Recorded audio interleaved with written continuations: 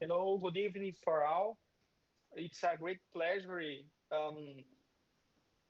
to us to receive our friend Alireza Shirmarz from Federal University of São Carlos in São Paulo State. Alireza is a postdoctoral researcher at the UFSCar, and he is a member of LERIS. It's a laboratory in the UFSCar, and the SMARTNESS project with Ericsson. So, Alireza, we are so happy to receive you today, this night, yeah, for this presentation and these discussions that we will have. Okay. Now I would like that Paulo and João say something about this presentation. And after that, Professor Damiris will say something about the program, our master program. And after that, you can start your presentation. So welcome, Alireza. Thank you. Thank you. Okay, Paulo. Welcome again, Alireza. It's with great pleasure that we receive you here. This is a joint how can I say that? Initiative. Thank you, Damiris. It is a joint initiative in both programs that we have. The master's degree in electrical engineering and also in information technology. So I had the opportunity to meet Alireza in person twice or more than that, and he's a great guy and also a great researcher as well. So thank you, Alireza, for being here. I hope you all enjoy it. Thank you. Good evening, Alireza. Thank you very much for accepting our invitation. It's a very interesting topic for our research group. We have students working on topics related to this, so it will be very good to see your presentation and to have some discussion with you after this. I hope our students enjoy and good presentation for you. Thank you very much. Thank you. Okay, good evening, everyone. It's nice to be here with these great researchers. And on behalf of our program and on behalf of our institute, IFPB, I would like to welcome Professor Alireza Shirmarz and say that it's a great pleasure to have you here. And I wish we could be presentially as soon as possible in João Pessoa, okay? So please have a nice night with our evening speaker. I think the thematic is a hot topic in nowadays, and I think it's going to be a great experience for everyone. So please, students, enjoy the presentation. Provide some questions to provoke our professor, and we are going to see the results of this partnership. So thank you very much, and enjoy, and have a nice night for everyone.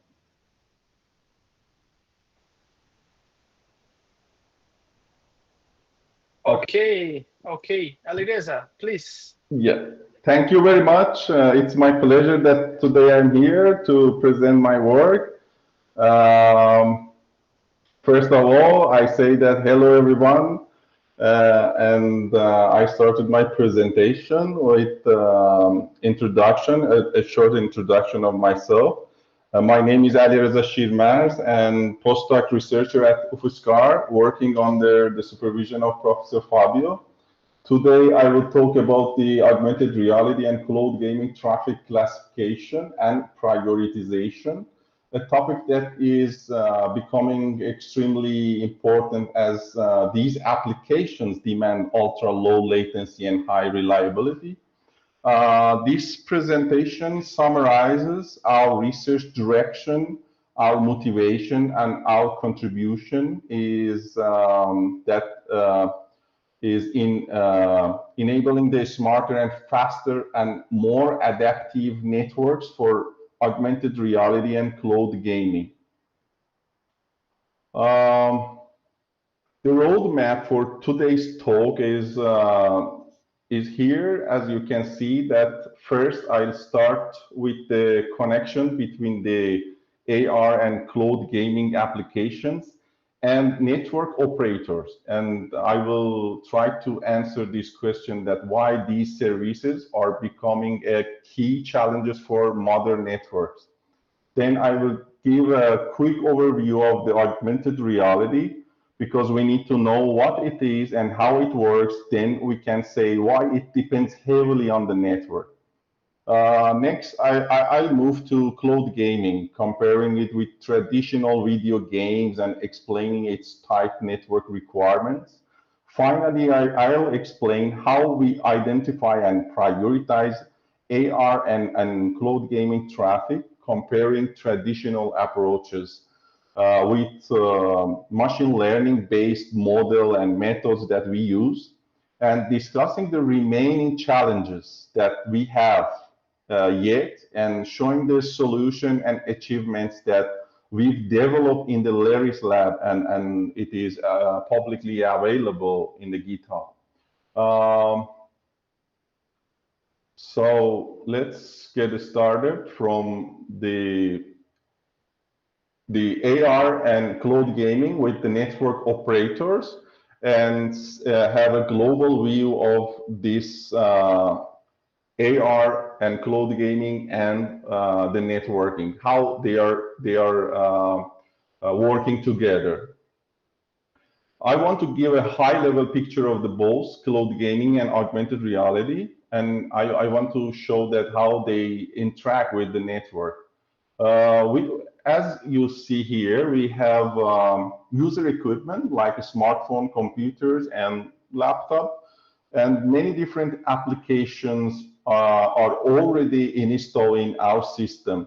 Most of the applications needs to have the internet connection, and we need to use available technology to connect our system to the internet. Like we need to have the access point, as you can see here in this big picture that we have, and then the access point will be connected to the ISP to provide the internet service for the user.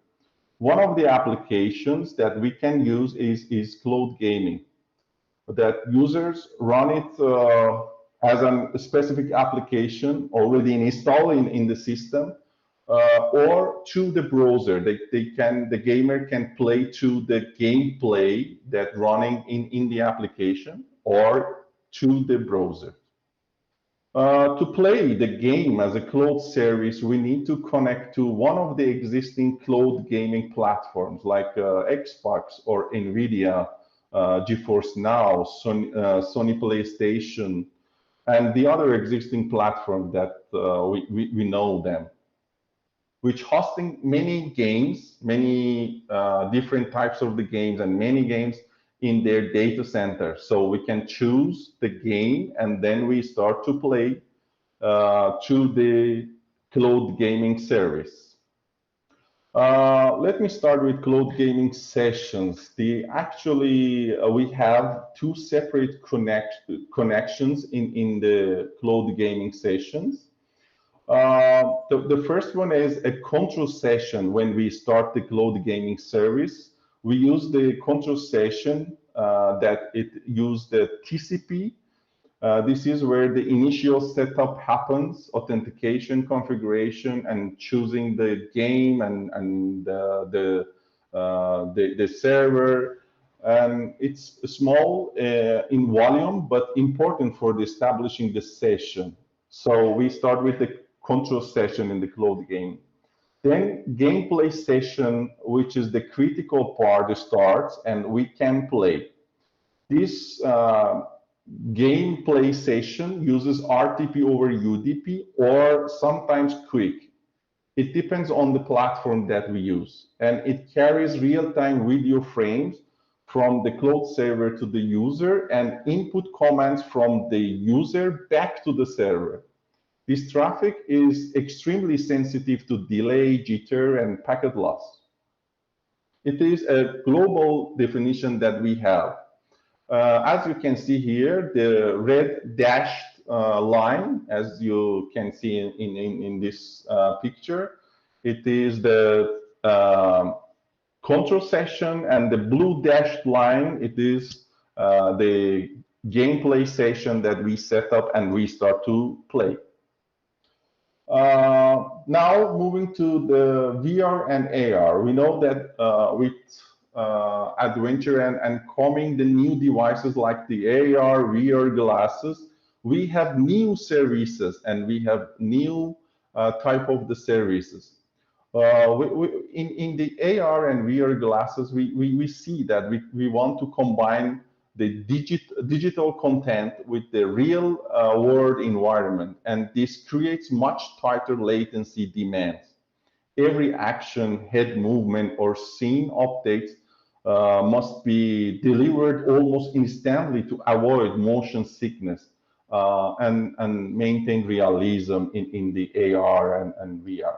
So AR places even a stronger latency requirement on the network than many other applications that we know and we have installed in our system. Well, when we combine AR with the cloud gaming or XR-based services, the sensitivity becomes even higher, because now the user interact with the both real and digital world simultaneously, because the real world, we can look and live in the real world, and we have the digital world next to the real world. So our application will be more sensitive to the delay. This is where blended reality experience demand ultra low latency, often below 20 millisecond end-to-end delay. Finally, I want to highlight end-to-end latency, because this is where network operators struggle the most. The delay comes from three components. Generally, propagation delay, that the physical distance between the user and the data center present this type of the delay. Interface delay, the time added by each network device on the path, and queue delay, that is most unpredictable part, and because queue build up when the network is congested. Even a few extra devices or hops can increase total latency significantly. So for AR and cloud gaming, every millisecond matters. This slide set the context both for the AR and cloud gaming depend heavily on the network, and the network operators can play a major role in delivering good user experience to these two types of the service. Okay, let's have a short view of what we want to do and what is the problem. Here we know that AR and cloud gaming put such a heavy burden on the network, and why we need prioritize these type of the services. First, we know that both AR and cloud gaming have a strict performance requirement or quality of service requirement. For AR, even a small delay or jitter can break the immersion and lead to motion sickness in the AR. For cloud gaming, every video frames and every commands must arrive on time to keep the gameplay responsive and smooth. So both applications are extremely sensitive to delay and variation or jitter. Now, the key point there is the network is, we have the network, and now we know that the network is a shared resource between the traffic of different applications. And the shared resources that we have is the device. It is located in the devices spread all over the network, like switches, routers, and the other network devices. These devices are serving many applications at the same time, like video calls, web browsing, streaming, the other video on demand streaming, and courses. And AR, of course, that AR and cloud gaming are served by these type of the network devices and resources. All these flows try to compete for the same queues, buffers, and processing resource in the network devices.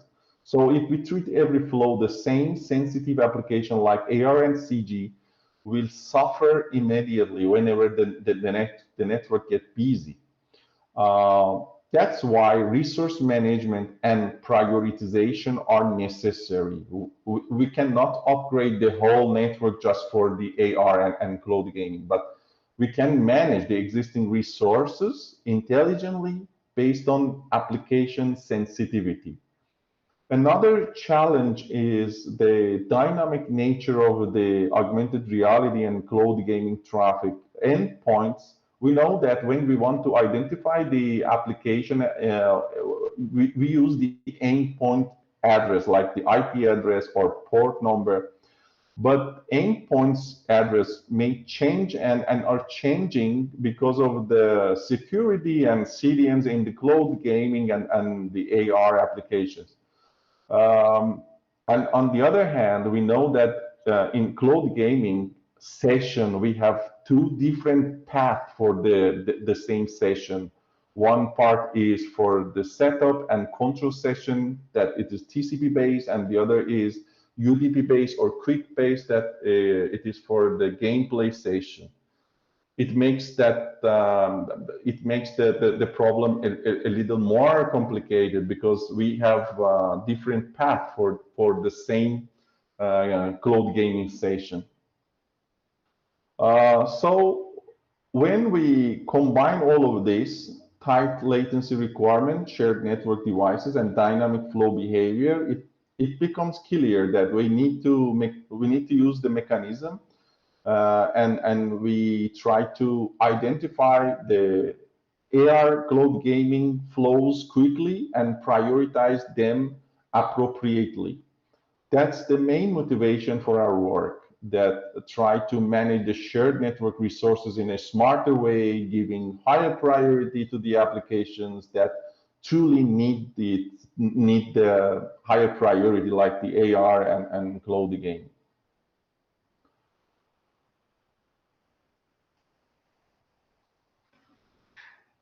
Here, in this slide, shortly, I want to explain briefly that what AR is and why it matters for the networks. AR is part of a broader family we call extended reality, which includes the virtual reality, augmented reality, and mixed reality. Virtual reality is a fully digital environment, and augmented reality overlays digital object on top of the real world. And mixed reality goes one step further and try to digital object to be able to interact with the physical environment in real time. So why does AR matter for the networking? It is a question. We can answer in this way that because AR devices rely heavily on the network to process graphic, access cloud services, synchronize with the environment, and deliver digital content instantly. We have digital object and content, and we want to be added instantly to the real world environment. If the network is slow or unstable, the AR experience is immediately affected. Object drifts, the motions feel delayed, and the user may even feel discomfortable. So AR is not just about graphic. It is about real-time communication with the network. Its performance directly depends on latency jitter and how well the network handles the continuous flow of sensors, data, video, and rendered contents. That's why AR becomes a critical challenge for the network operators to handle this type of traffic. To show what is happening in the AR, it is a simple example. When we are talking about the augmented reality, it helps to imagine it simply from the user perspective, what user feel and experience in the augmented reality. When in AR, you look at the real world, like your room, your park, your table, where you are living and where you're walking, and you see extra digital things appearing on top of it. These digital objects could be characters and as a text that direct you to the right way, or it can be a furniture, it can be a signs, it can be an instruction, or anything that the application wants to show you one thing augmented, additional in a digital way. So AR is basically the experience of seeing your real environment plus something extra. In the images on this slide, you can see two examples. On the left, glowing globe appears on the ground. On the right, treasure chest appear in exactly the same scene. Nothing in the real world changed. The park is the same, but the object that the user sees is different. As a user, this feels natural and magical at the same time. Wherever you walk, the digital object stays in the same place, like it really exists in the environment with you. If you move closer, it becomes larger. If you walk around it, you see that you see it from different angles. And if you step behind a bench, for example, in this scene, the object might even disappear behind the bench, as if it was truly there. It is like that. It is truly exists in the real world, because when you are walking behind the bench here, you see that you cannot see the digital object. To have this characteristic, it is very fantastic from the user side, but it is we need to know what is happening behind the scene. That is the core of the AR from the user perspective. Digital objects appear exactly where they should be. They stay steady exactly as you move. When you move, you see that this object is the angle that you can see this object is the same. They feel like part of your surroundings, and everything updates in real time. Now, one important question is here: how does the digital object get there? And as users, we don't think about the computations, the sensors, or technology behind it. We just expect the object to appear instantly and behave naturally. But what we do notice is when something goes wrong, when the object jumps, drifts, shakes, appear late, or it was late, or doesn't match the real world, we notice something strange. This is when the illusion breaks. The illusion that we make with the AR breaks. And this is when AR begins to feel uncomfortable or unrealistic. So even from a user point of view, AR depends on something invisible but crucial: the responsiveness of the system. If everything reacts quickly, the experience feels smooth. If anything is slow, whether the device or the network, the object doesn't feel fixed in the real world anymore. at this point, it becomes natural to ask the next question, that where does the digital object actually come from? Does the AR devices create it? Does the cloud send it? Does the network play a role in keeping it stable? These questions can cross our minds, and we need to answer this question to know why AR matter for the network.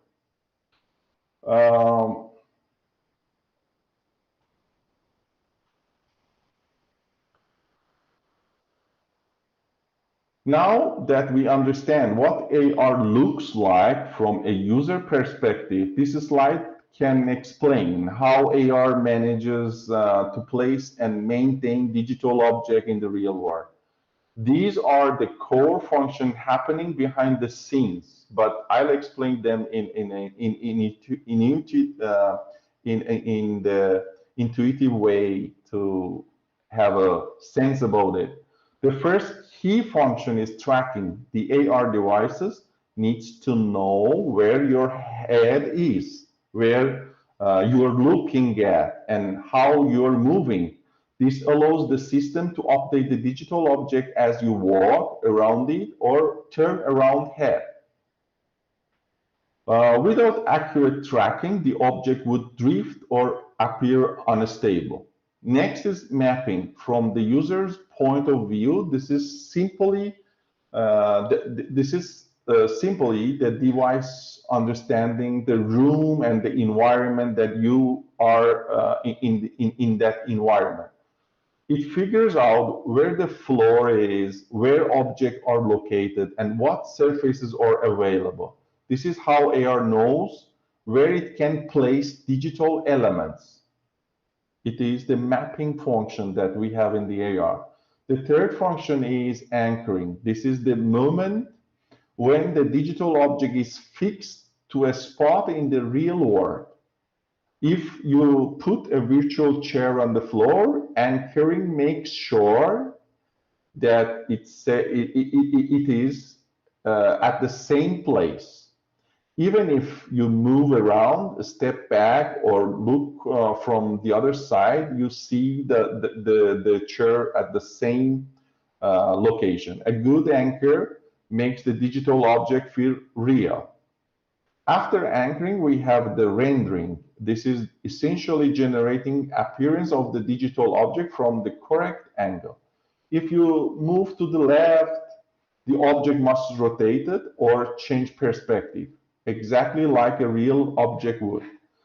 Then comes compositing. This is the step where the real and digital world are combined into one image. The AR system overlays the digital object on top of your camera view or your transparent glasses, blending the two scenes seamlessly, two scenes that you have, the digital and the real world scene. Finally, display. This is what the user actually sees.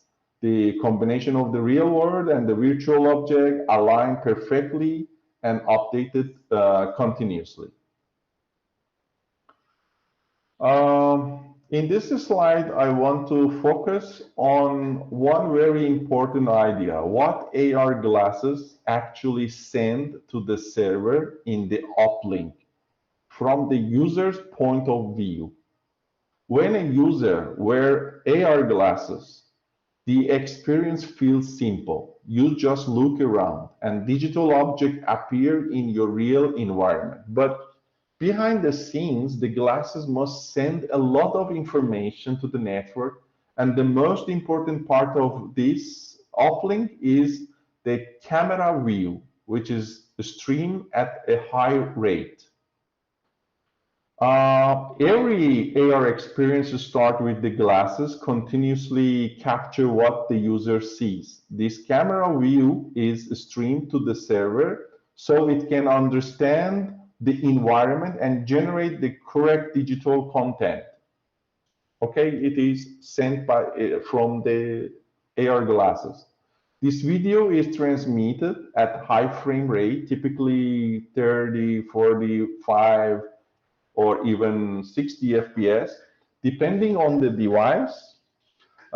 because different AR glasses have different frame rate that we can have, and the resolution is it can be different in different devices, as you can see here about the AR glasses, that they can be high resolution, and most of them is in the high resolution. Sometimes the hardware of the AR has this capability, and sometimes the resolution is less, but they try to keep the frame per second or frame rate as it is. The high rate stream is essential because the server must always know exactly what the user is seeing. Even slight delays cause the digital object to appear in the wrong place. The user moves their head quickly, so the server must receive many frames per second to stay synchronized with the user and human that wearing glasses. So the camera stream is the heart of the AR offloading. As you can see in the table below, shows the actual AR devices and the video quality they capture. For example, Microsoft HoloLens 2 has the RGB camera around with this resolution, as you can see here. Let me turn on my laser pointer. Yes, here. And it has the depth camera that it is around 45 FPS for the hand tracking and spatial environment that we have, mapping. And Magic Leap 2 is the other one that we see the resolution, and XReal is the other one. All these devices send full resolution video at fairly high frame rate. So this is not small data. This is the continuous real-time video stream going from the glasses to the server. On the right side of the slide, you can see the standard format for the uplink. Typically now, the codec that is used is H.264, H.265, or AV1 for the new version of the AR glasses.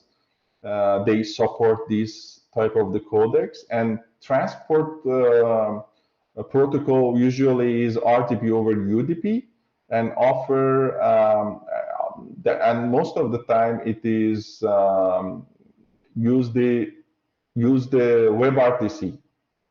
This combination is used because it provides low latency, which AR absolutely requires. A single delayed frame can a single frame delay can ruin the stability of the digital object in the user's view.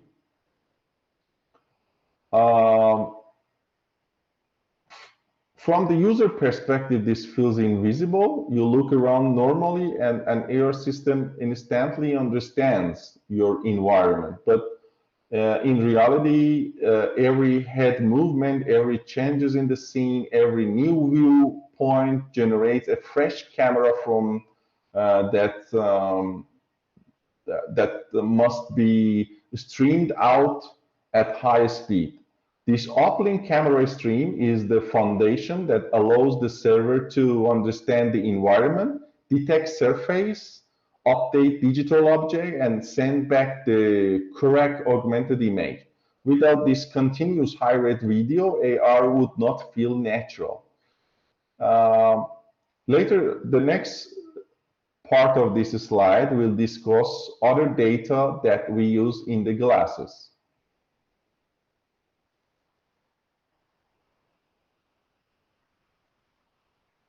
The next data that is sent from the glasses to the server is the LiDAR, depth, or SLAM. These are different ways the glasses understand the shape of the real world. let's go one by one. The first thing is the LiDAR. Some of the glasses is equipped by LiDAR. And LiDAR works by sending tiny laser pulses into the environment and measure how long it takes for the light to return. From this, the device builds a 3D point cloud, a collection of millions of tiny points that represent the surface around the user. The image on the right, you can see this perfectly, that in the LiDAR,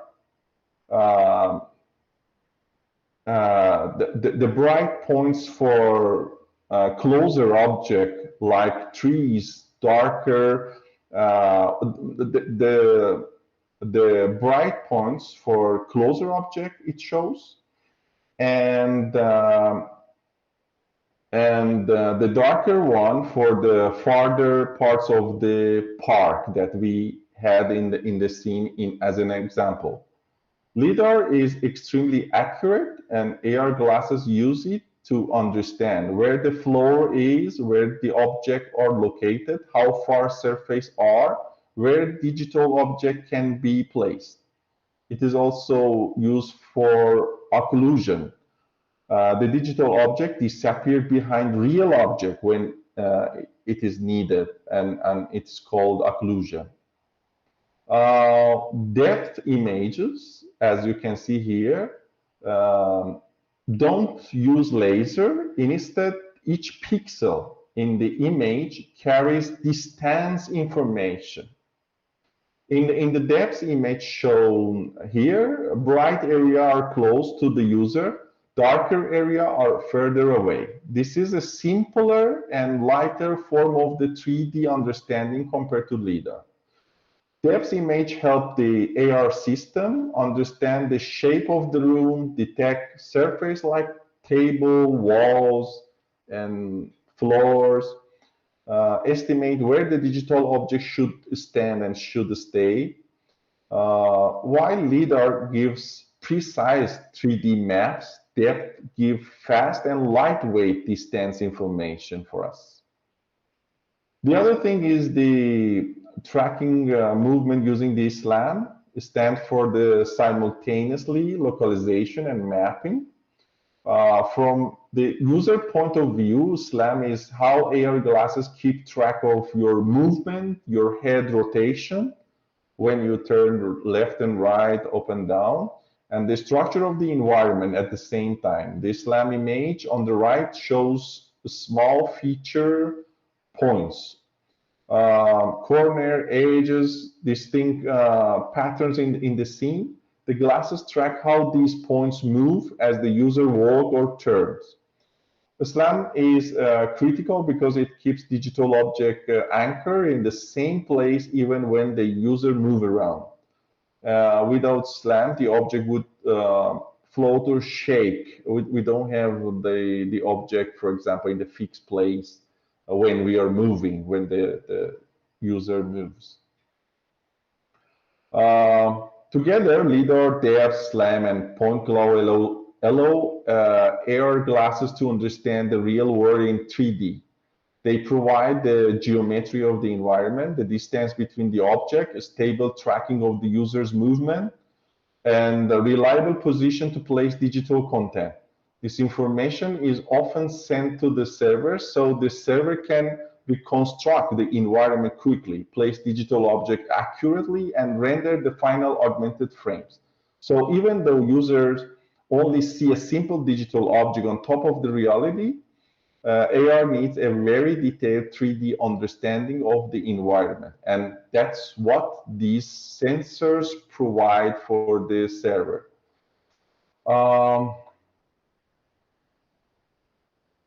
This third type of the information is, in addition to the camera view, depth information, and AR glasses also send sensor data to the server. And this is what this here I want to explain about it.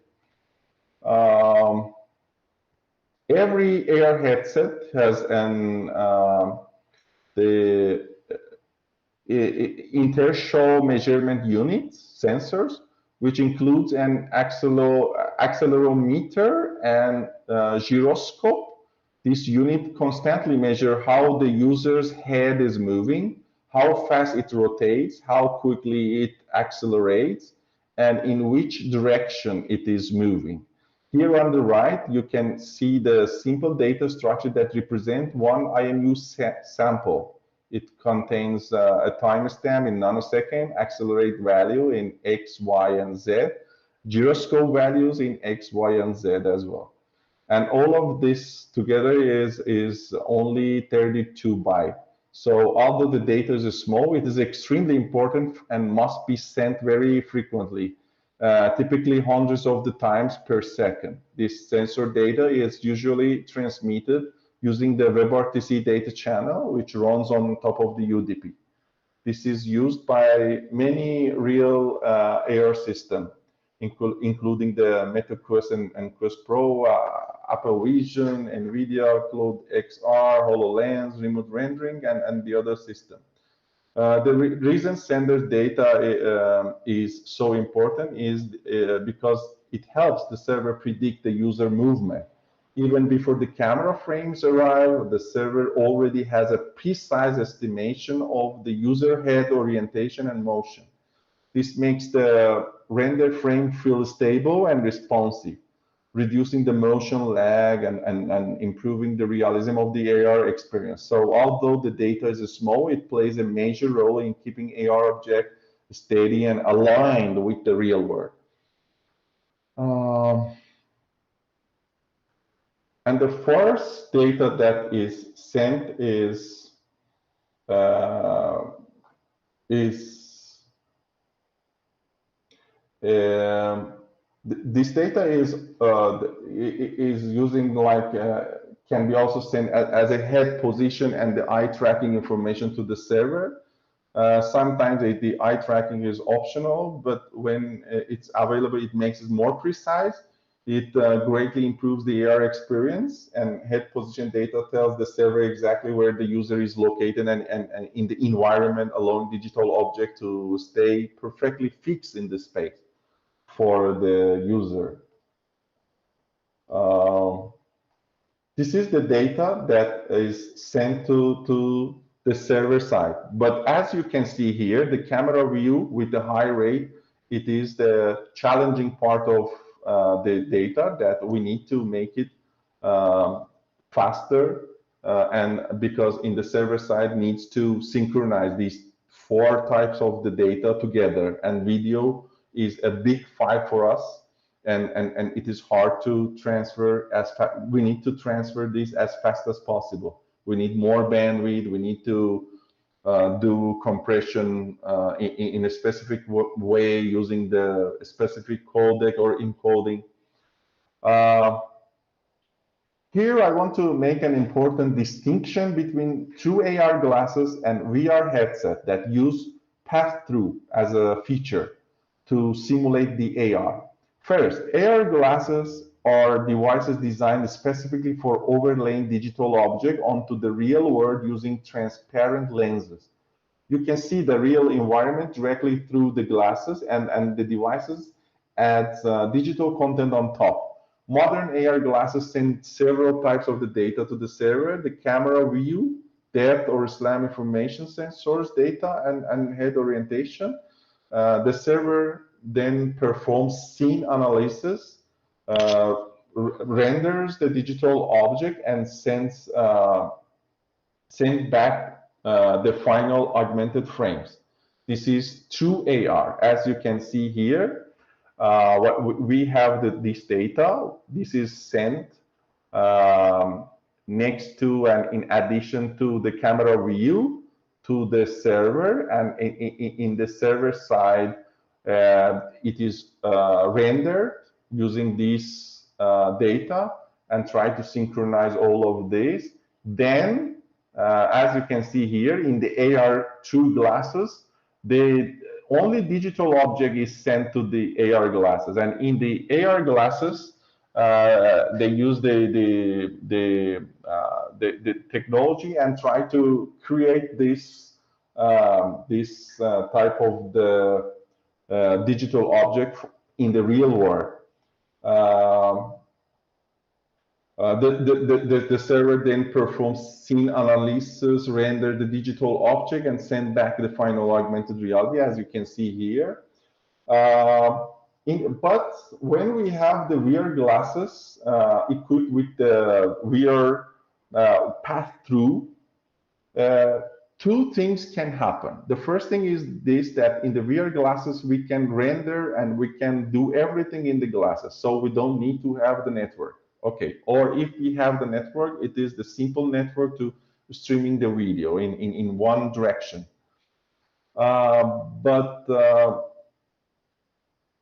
VR headset uses its camera as a pass-through, and then the network pattern is slightly different from the AR glasses. VR devices typically stream a full high-resolution stereo video for pass-through. If we want to run everything to offload, it happens. We can run everything standalone, but if we want to offload to the server handle more rendering load, the uplink and downlink traffic volumes, both will be the frames and can be higher as and the delay tolerance is even tighter because both real and virtual content are delivered to the display system. So even though both devices can deliver AR experience, their traffic behavior and network requirements are not the same. The upper part of the side shows typical AR glasses offloading. The lower part shows the VR pass-through offloading. Both rely on the network, but the data they send and the timing constraints they require are different in the important ways. And it's important to mention one more difference. VR headsets actually have powerful CPU and GPU, as I mentioned, so they can render the entire AR VR scenes locally without using the network. But this makes the experience limited to the headset's own computing power. High fidelity AR over VR, especially realistic objects, shadows, physics, or multi-user scenes, quickly exceeds what the headset alone can handle. This is why many VR devices still rely on the network offloading when higher quality is needed. Ultra delay sensitive is the network requirement for the AR, augmented reality, when we want to have the augmented and digital object over the network. So the next application was the cloud gaming. Cloud gaming is the interactive digital game executed in one computer. It refers to video games that we had in the past. And as you see here, the device, the video games in the beginning was limited to the consoles that we needed to buy. Then it was the multi-purpose system like the PC we can install and play. And now we see that the game is going to be going to use the cloud computing power and was streamed through the network. Yes, this is the question that why cloud gaming matters in the network as well. Let's have a look at the history of the video games. The first era was dominated by the classic consoles like the Atari 2600, Nintendo and Sega and PlayStation and Xbox. All the computing happens locally in the device. Your console rendered every frame, processed every input, and nothing dependent on the network. This phase was all about the stronger hardware generation. After we need to buy the stronger hardware when it is updated. Around 2010, a major shift began with a platform like OnLive and the other companies, followed by the Stadia, PlayStation Now, NVIDIA GeForce Now, and the other companies. In this phase, the game no longer runs on your device. Rendering moves to the cloud, and player receive only the video stream while sending back input comments. This marks the transition from the hardware-driven gaming to the network-driven gaming. The next evolution expands cloud gaming into immersive XR, extended reality, VR and AR devices. Headsets like Meta Quest 3, PlayStation VR 2, and the other enable devices now to be able to make the other experience for the user. These devices can run local games, but increasingly they rely on the cloud offloading for high fidelity graphics and mixed reality experience. This phase brings cloud gaming into fully immersive environment where latency and network quality matters more than ever. So the industry has moved from local hardware, cloud servers, immersive XR with cloud assistance system, shaping the future interactive environment. In this slide, I try to summarize why cloud gaming has become so attractive, but also why it introduced new challenges for the network. Let me walk through both slides here. Cheaper end system, it is the thing that cloud gaming brought for us compared to the past. In cloud gaming, you don't need to have a powerful console or gaming PC anymore.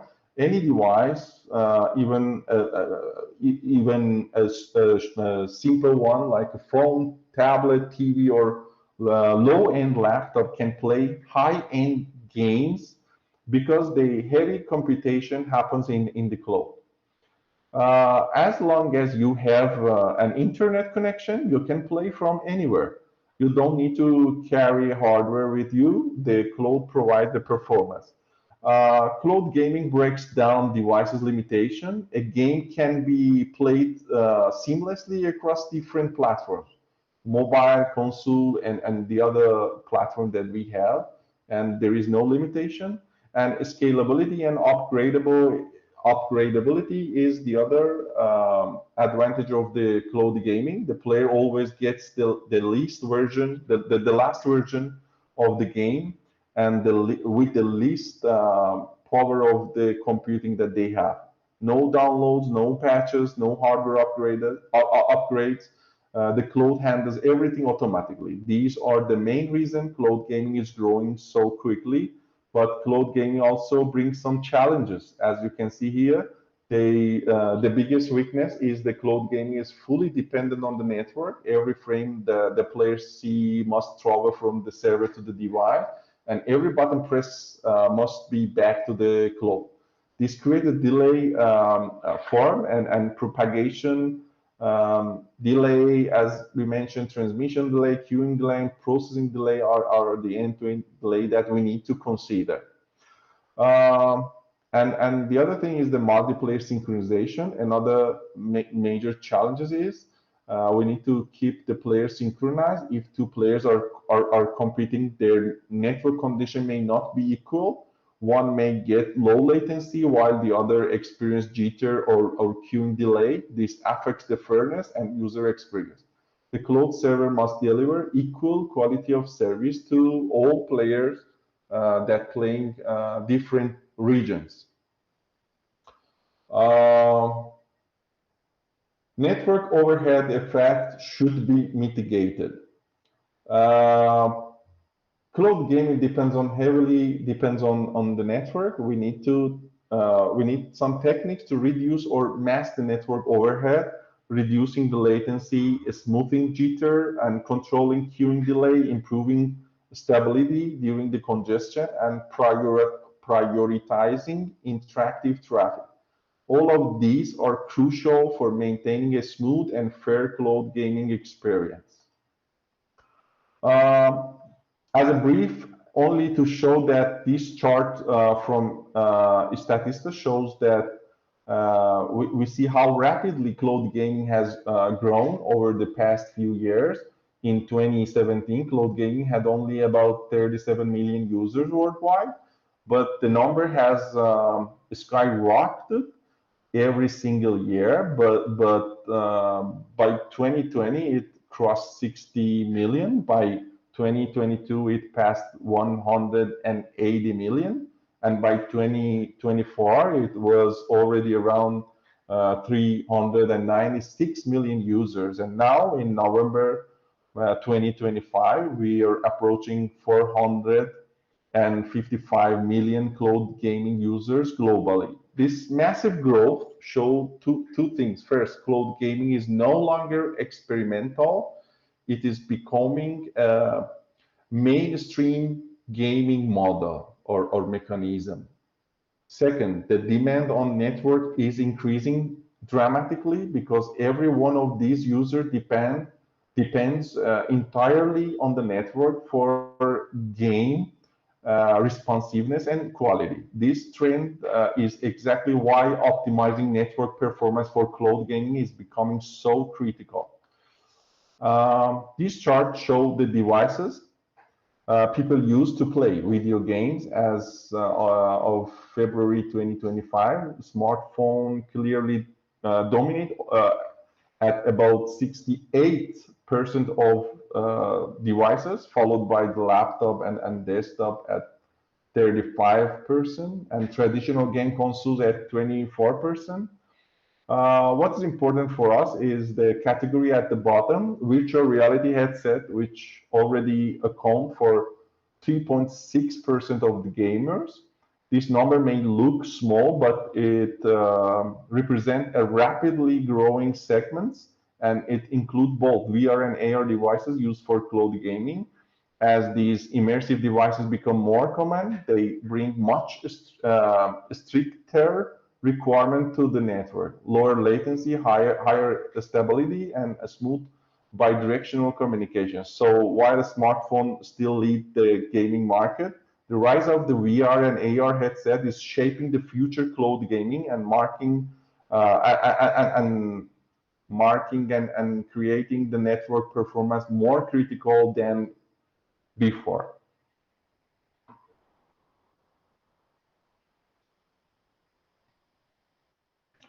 Only some news to draw the attention. Cloud gaming is evolving extremely fast, and the major platforms are all upgrading their infrastructure to deliver higher quality, lower latency experience. Starting with the NVIDIA GeForce Now, NVIDIA has begun a global rollout of their new GeForce RTX 5080 class Blackwell RTX servers. These upgrades bring cloud gaming close to high-end PC performance, enabling up to 5K resolution and 520 frames per second, and using the DLSS4 for low latency gameplay. This expands cloud gaming to regions like Phoenix and soon Stockholm. As you can see in this news, essentially, users get next generation GPU performance without owning the hardware. Next news is about the Microsoft, that it is the recent one. After 5 years in beta, the service officially tried to exit from the beta version, and with that comes a major quality jump. New thing that we have in the Xbox is the higher quality, higher resolution option, and 27 megabit per second bit rate. With 27 megabit bit rate, we can have the higher resolution. And the other one is the Microsoft introduced a new network quality indicator. These tools integrate into the Xbox PC apps and mobile devices to diagnose real-time network issues and help the user to understand problems such as jitter and packet loss when he or she was playing, improving troubleshooting during the cloud gaming sessions. This is clear that recognition that network performance is now a core part of the gaming experience, and platform are investing not only is better servers, but also is better transparency and analytics for users. We see that when quality of the video and cloud gaming is improved, we need to improve the network. Cloud gaming is rapidly approaching local gaming quality, and the network has become the new console. Only take a look of the general model of the cloud gaming, then we will talk about what we achieve in our work to classify and prioritize the ARCG traffic. In cloud gaming, everything depends on a continuous action-reaction loop between the gamer and the cloud gaming server.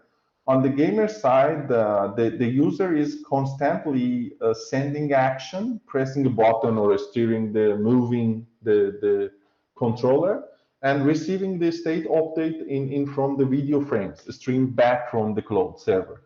On the server side, each user action triggers game logic computation, frame rendering, and video encoding, which must be delivered back to the gamer almost instantly. This loop happens dozens of times, many times per second, which means latency must be extremely low, and delay breaks the flow.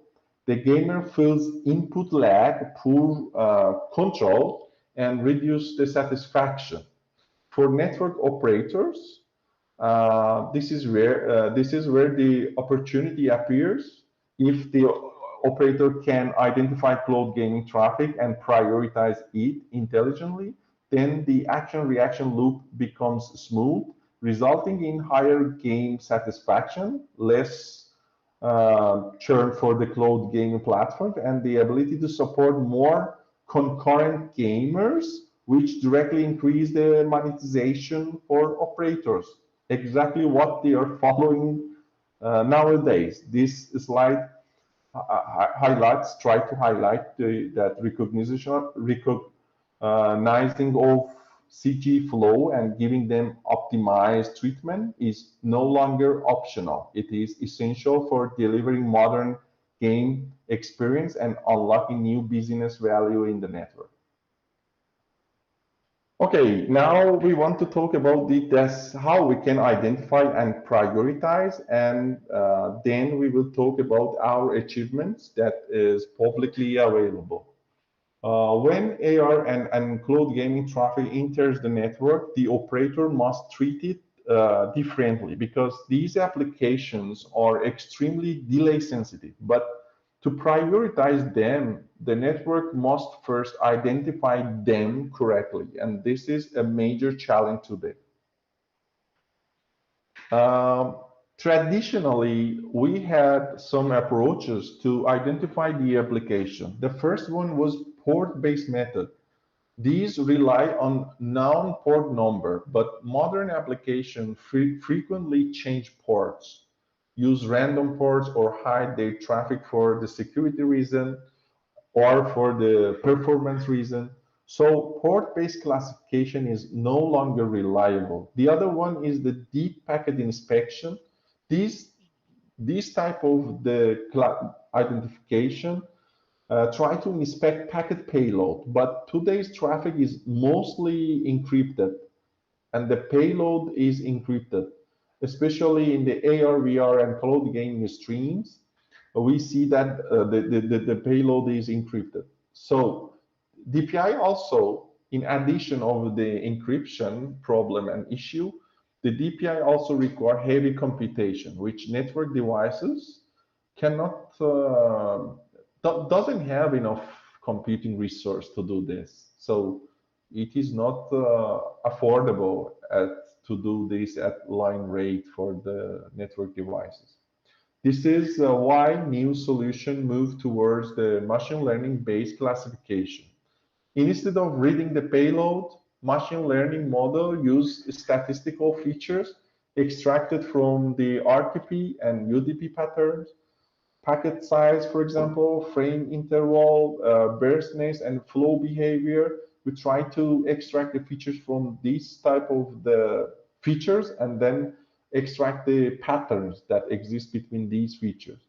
This enables identification of AR and CG even when they are encrypted, because we don't care about the payload and the content and concept of the payload.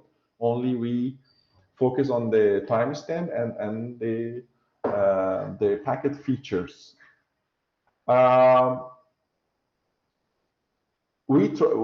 Our work provides exactly this type of the data set and in-network classifiers to identify the AR and CG.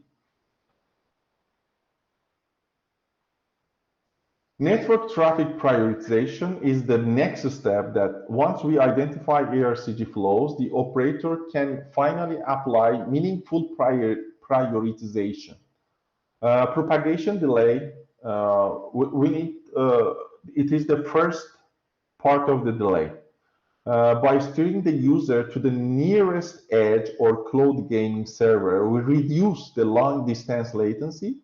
For AR and CG, even a few extra milliseconds severely impact the user experience. So it is very important to choose the nearest one. For example, here we collected some data set and we see that someday we are connected to the server in Sao Paulo. Some days we are connected to the data center of the Microsoft in Campinas, and it changed. And it is important to have less propagation delay to be connected to the nearest one. And the other is the queuing delay, that we use the AQM to, and using the queuing management is a crucial thing that large queues can cause lag. Techniques like Codel or LFRES keep queue delay close to 0 while still avoiding congestion. This ensures a smooth interaction for AR/VR devices and responsive gameplay for cloud gamers. Classification and prioritization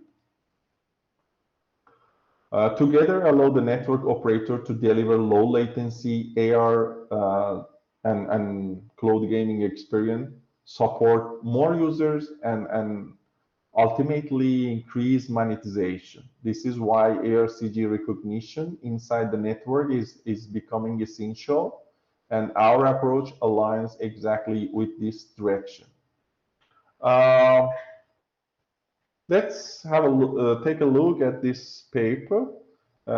In cloud gaming, every service actually runs two different sessions, as we mentioned in the beginning. The first one is the platform session, where the user logs in, browse, and try to browse the game catalog and try to find the games, and connect through a browser or an app application. And this part is not very sensitive to delay. It's mainly menus, authentication, and setup. But once the player starts the game, we enter the gameplay session, which carries the real-time video streams and the player's input.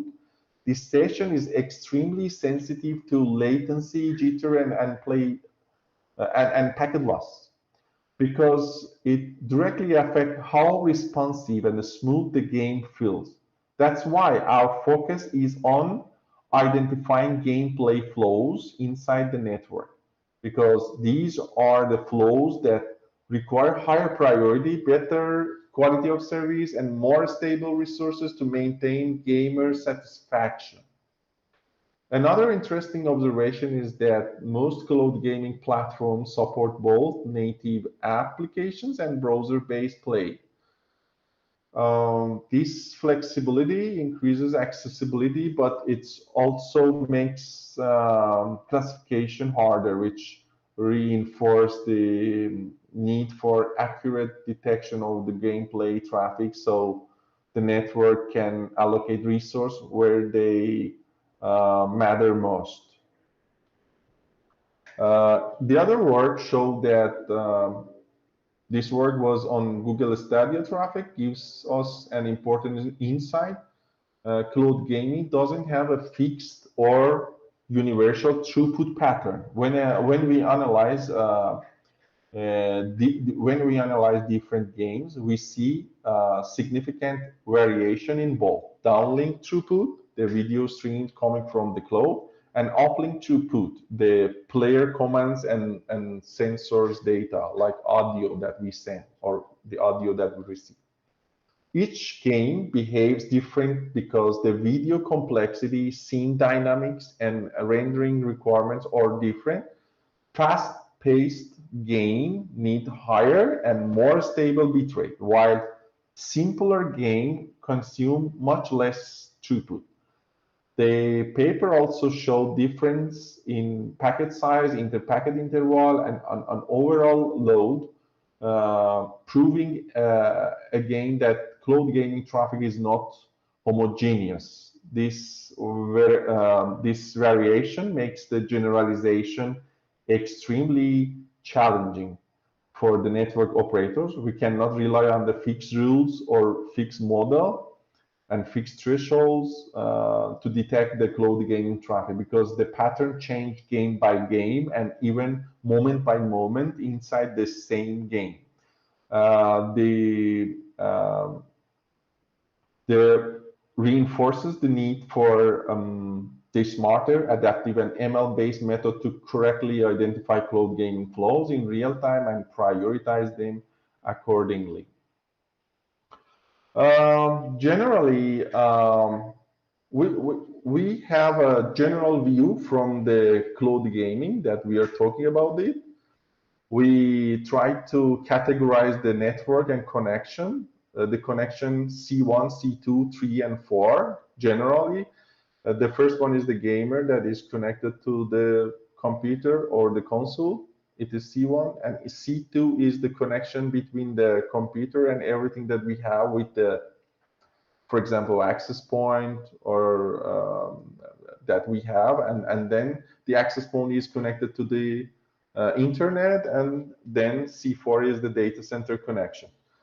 We try to have two proposals. One of them is DCTPQ that try to identify cloud gaming and non-cloud gaming traffic. We use the multi-queue strategy and heuristic algorithm to dedicate the cloud gaming traffic to the specific queue and try to improve the quality of experience.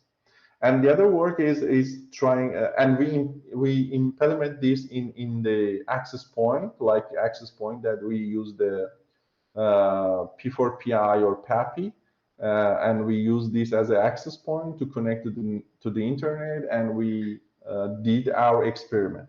And the other thing is this, that we deploy, we train our model and deploy our model in the Tofino as the key switch, the connection between in the ISP or in the data center part, that we can identify the AR, cloud gaming, and the other application. Then we use the L4S to prioritize the traffic. Here we have a short path that we passed. First of all, we try to collect data set and try to know how is the traffic of the cloud gaming and AR. Then in the second step, we try to collect some data set that it is available. If you want, it is here. You can it is available, and you can use this if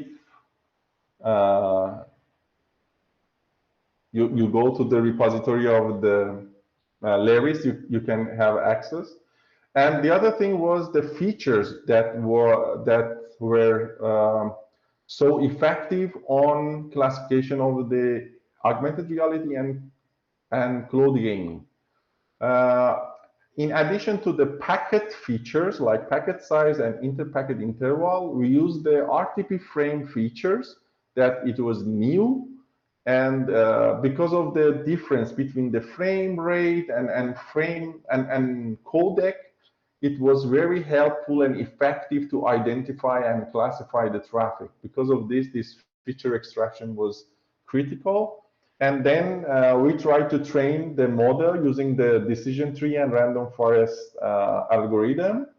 Then we published a paper that we trained our model based on the data set that we collected and the existing data set, and we proved that our model can work properly.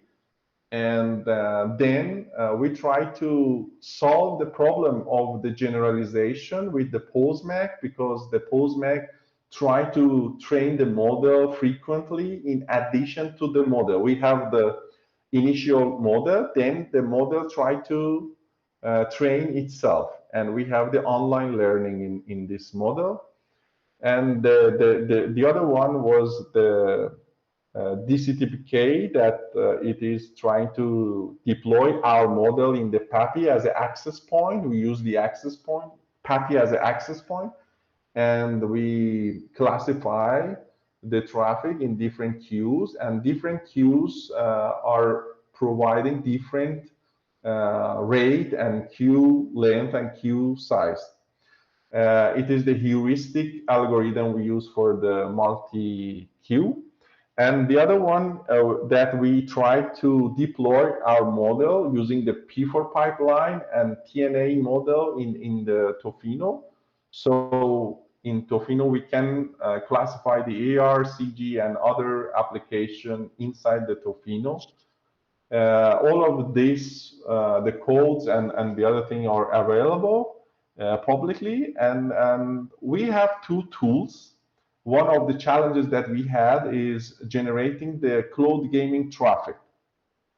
Cloud gaming traffic based on the random and characteristics of the stochastic characteristics of the game. Game philosophically and naturally is random action and reaction. So sometimes for the network, it is not possible to have the same frame, to same things that we need to see in the network. So when we have different gamers that play the same game, we cannot collect the data set. We cannot collect the patterns. We cannot check and make sure that our pattern is work in the correct way or not. So we try to replay the cloud gaming traffic. It means that a gamer plays, then we capture the gamer's action and reaction, then we replay in different network condition. Then it is a tools that we have, it is CG replay. And the other tools that it was CG scene, that we try to generate synthetically the cloud gaming traffic. It means that we have some pickup, for example, and then we put the pickup in this module. Then the module starts to create the new pickup. This new pickup, the timeline and the payload are completely different, but we see that the quality of them are the same, are not the same, are close, are similar. And so it is the other tools that we have, and all of this, as I mentioned, are available publicly. Thank you for your attention. It is the LERIS Lab website and the SMARTNESS website, and the QR code makes my website available. And the repository that all of our works are available here. In the right side QR code and the left side QR code is my website. We will be pleased, and we are open to everyone that wants to work on this field in the cloud gaming and traffic classification and quality of experience improvement. And we will be pleasure, and we are open to have a collaboration. Thank you. And if there is a question, I'm here to, if I can, I try to answer your question. Thank you. Okay, Alireza, thank you very much for this interesting talk. So we have some questions in our chat. Okay. So we have some minutes to, I will read to you and you can discuss and explain your visions, okay? So the first one is from Stenio. The question is, what techniques can be, what techniques can be used to compensate the packet loss in various networks for the correct identification of the state of objects in AR in real time? You are mute. Oh, excuse me. Let me ask the question to see that I understand the question Okay. or not. They're asking that if we evaluate the packet loss effect on the Yes. reality or not. No. We didn't have this experiment. We worked on a quality of experience model. Now it is new. And then in this model, we consider the based on the standard that we have, the packet loss and delay are two important measures that are very important for the AR and cloud gaming traffic. So we consider in our model, but no, in the identification, no, we didn't have this experiment. Yeah. Okay. Juan? Okay, I can read the next question. I think from Stefania.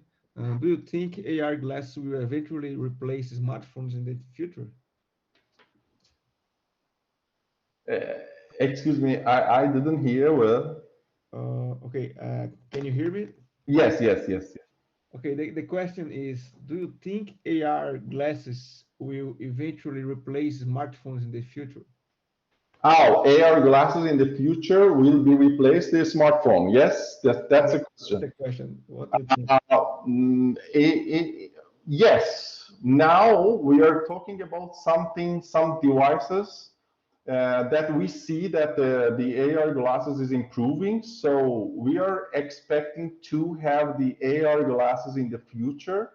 But the problem that in the network side we have now on the ground, it is the uplink traffic. The uplink traffic now is not ready for the AR glasses. So it is very important point for the network side that now, as you know, we have the downlink as a high bandwidth, but in the uplink we don't have this, and now it works. But in the future, for having the AR glasses, that it will come soon, I think it is my opinion, in the near future. The network side, we need to be prepared for the uplink part of the traffic, and it is a challenge. Yes, that's a question. That's a challenge that we have in the uplink part for having the AR glasses in the network side. I hope to be able to answer the question. I'm not sure that. Okay, yes, thank you. Paulo, can we read the next one? Oh, sorry, guys, I'm not seeing the questions. Oh, okay. So you can go ahead. No problem. Leandro. Okay, the next questions comes from Adonias, our student. So is that reasonable to have all of this private data being processed on the cloud? We will be kind of losing control over a lot of information. What do you think about it? Let me see that I understood the question. The question is this, that if we use this data, we lose the information in the server side, you mean? Lose control over a lot of information, because our data are sorry. Is that reasonable to have all of this private data being processed on the cloud? We will be kind of losing control over a lot of information. Oh, it is a question that it is worse doing the processing in the cloud. Yes. Yes. You mean the network, because we are trying to process this in the network part. Yes.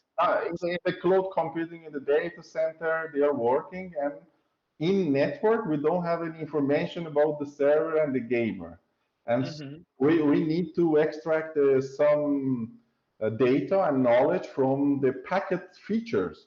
So we are trying to process this, but I am not sure, but maybe the question infers to this part of the overhead. When we are processing something in the network part, in network device, we are generating some time overhead. Yes, overhead as a time when we are processing. Yes, this was one of the challenges that we had. We tried to use the parallelism in Tofino to marking the packet and classification in the other way to reduce the time overhead as much as possible. Yes, it is not zero, but it is close to zero. So I hope that this overhead, yes, it is a challenge that we have. Okay. What? Okay, we have another question from José Galvão. What's the main bottleneck for this kind of application, the network latency or the server-side processing?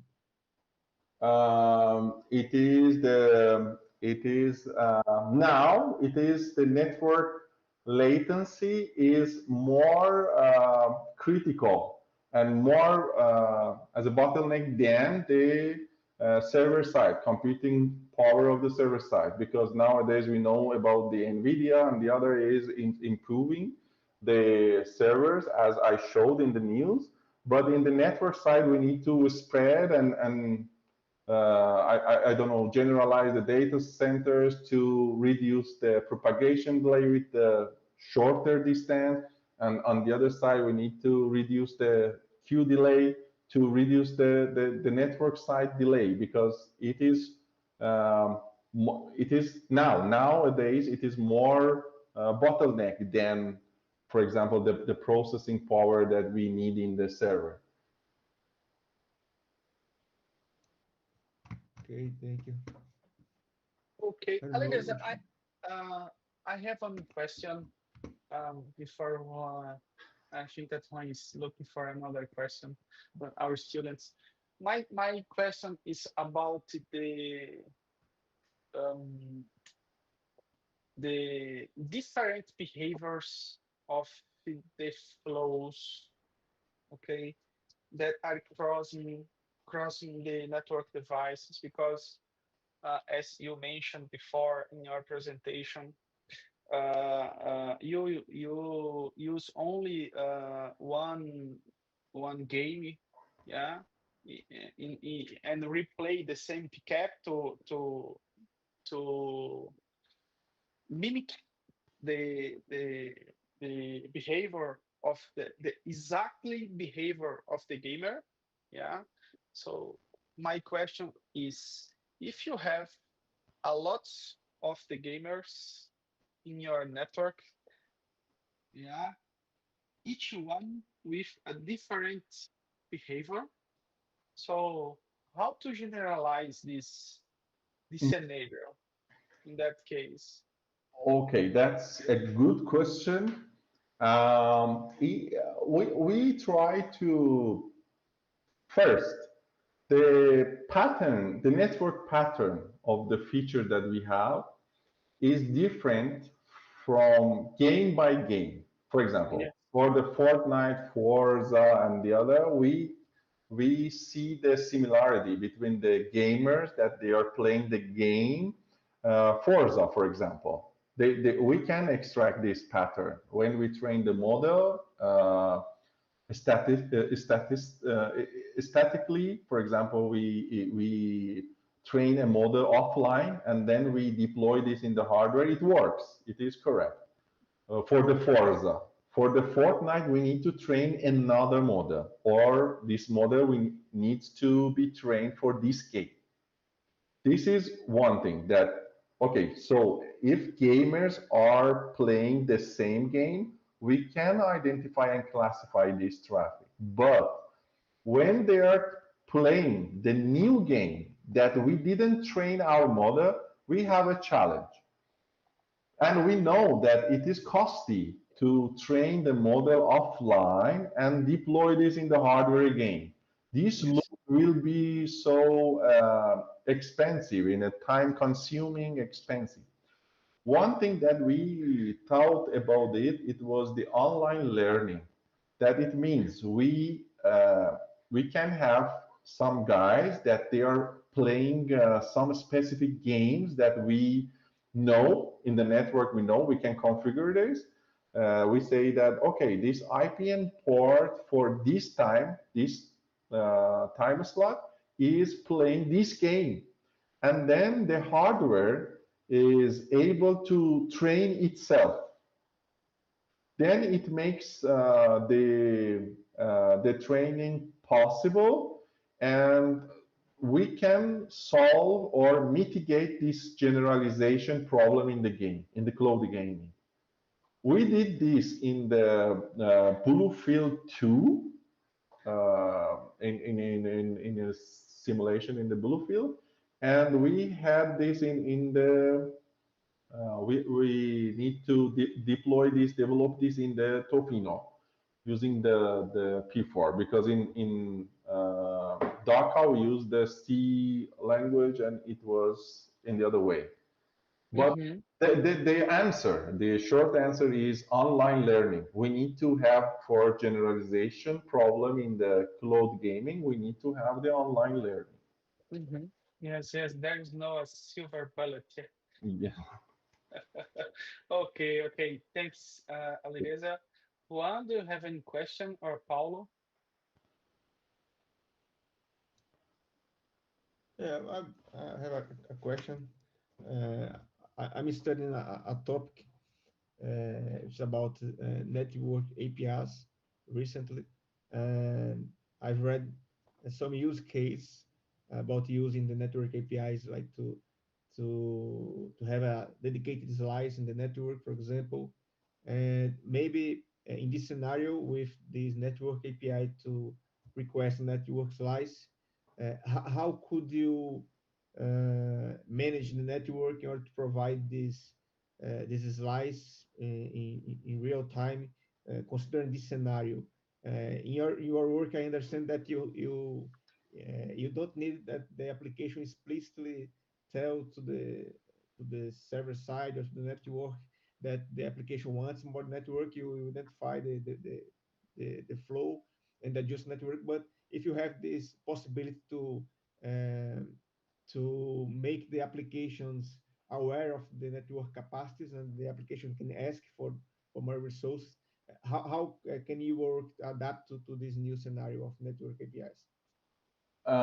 Okay, that's a very nice question. That yes, recently we see in the news that Telefonica is trying to have this API for the game, but it is a challenge that they need to, for example, based on the IP and the port that they are changing, it will be challenging. But the other part is the slicing, that is talking about the slicing over the, for example, the ultra delay sensitive applications, for example. They have this. Let me mention something very interesting. We use some features like packet feature and the RTP features, and we have the access network. And then we have the core network that it is connected to the internet. Okay, our model can be located in the core network and in the access point, as I showed and started with this scenario. With the traffic that is that is in the access point, in the 5G, for example, because 5G use the tunneling, and we cannot extract the features from the packet in the tunneling because it is not encrypted. It is tunneling and put all of the packet inside the other packet, and then they send the packet in the 5G access network. So for this access network, we need the other solution that this API can be helpful in this access network when we don't have access to the real packet, I mean, in the original packet. And all of the packets is packetized in new packet for the user plane that and sent to the data plane. So let me mention something. So in our scenario, we can be in the access point in the Wi-Fi, then we identify the cloud gaming, and then we can do something for the slicing here, send a message for the 5G, for example. But when 5G starts from the access point that it is connected using the 5G, after this, we don't have access to the packet to extract the features until the core network. Then in the core network, we have access to the packet, then we can extract the features again and classify. So this 5G part of the API is a challenge. So where we can play a role in this, exactly in the Wi-Fi, we can do the slicing in the access point, in the user side. We can say, oh, okay, we need to have this traffic to be using the slice for the game and have the lowest latency in the 5G. We can play a role in the access point, and we can play a role in the core network. It is something that it was very nice question that mentioned and point out that where we can deploy our model. It is a big question. Yes, that's good. Thank you. Very good. Thank you. Paulo? Yeah, can I ask one? Yeah, sure. Great presentation, my friend. And I would like to ask you a non-technical question, more of a personal one. We have a huge collaboration with Fabio, and we keep saying to our students how nice is to research, how nice would be if they continue their research during a Ph.D., for example, during a doctorate.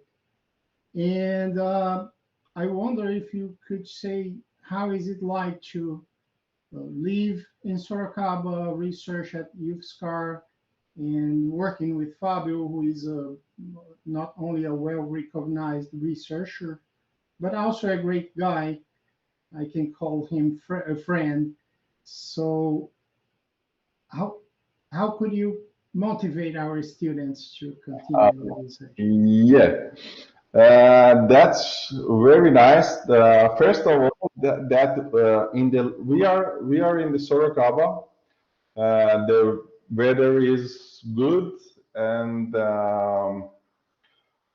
the campus is located in a big city. That in Sorocaba is a big city. Everything is available, and it is very nice.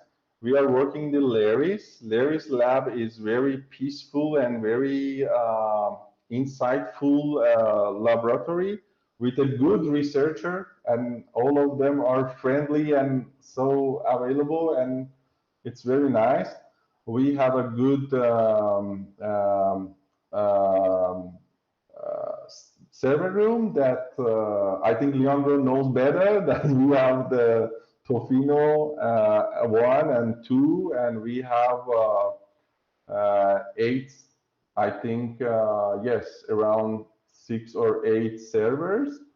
and every student can have a dedicated system to work.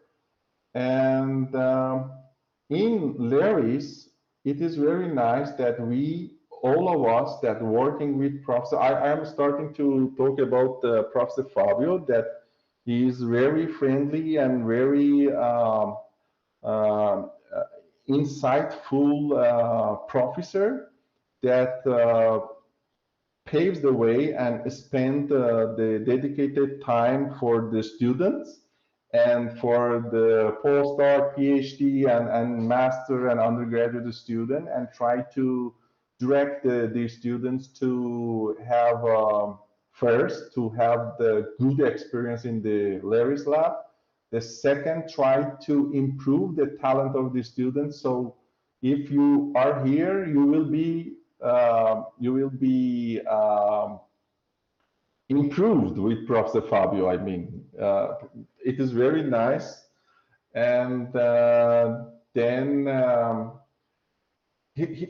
it is very interesting point that I want to mention and encourage all the students, if they can come to the LERIS, is this, that in LERIS we try to connect the application part of the, for example, AR, VR, and cloud gaming to the network part. And this is very nice for all of the students that they are working here. More or less, they are connected to the AR, VR, and something like this in the application layer or in the network part. So if you're interested in machine learning or image processing, I don't know, the computer vision, and all of this connected to the network, welcome to LERIS. I think LERIS is the place for you, because yes, we have the computer vision, AR, VR isolated in the server. Yes, we are GPU, blah, blah, blah, blah. But when you are coming to the LERIS, you can see everything connected to the network, and it's very nice. It's very nice and new. So I think that and there is an option. I think that I invite all of the students to come and visit the LERIS. It is nice. I know that it's a little long distance, but The students also want to know how many Xboxes do you have at your lab? Well, we have. I'm playing sometimes here, and yes, we have one Xbox account and playing. Nice. Thank you, my friend, again. Yeah, thank you. So thank you again, Alireza. Thanks, Paulo, Juan, our students, and Marcos from audiovisual department of the IFPB. Alireza, my friend, many thanks for you. All the best for you. It was very nice to receive you today in this night. Yeah, this is my words. Give my hug to Fabio and to my colleagues of the LERIS. It was a very, very, very good time that I spent with you and with our team. So thanks again, Alireza. Thank you for giving me this opportunity to have this presentation, and I have the best wishes for all of you, and I hope to see you again in person, maybe in João Pessoa. Yes. I hope see you in João Pessoa. Yeah, I hope. Okay. Okay. I don't know if Juan or Paulo would like to say something now. Yeah, thank you very much, Alireza. I think we have some collaboration to do. I have a student at LERIS right now, Rafael. Yes. And we have some work on video processing and transmission, video coding. So I think we can collaborate on this topic, and I'm waiting for it. So thank you again, and I hope I can see you in João Pessoa, maybe in Bahia, Yes. in Praia do Forte next year. Let's see. That's it. Thank you again. Thank you. Thank you again, my friend. It is so nice that you being available here to us, and many thanks. And again, I hope the next one will be in person. I hope. Thank you. Ok. Boa noite, pessoal. Tá, os alunos que participaram. A gente espera vocês aí na próxima semana, né? Nas aulas. Ok? Thanks. Bye. Bye.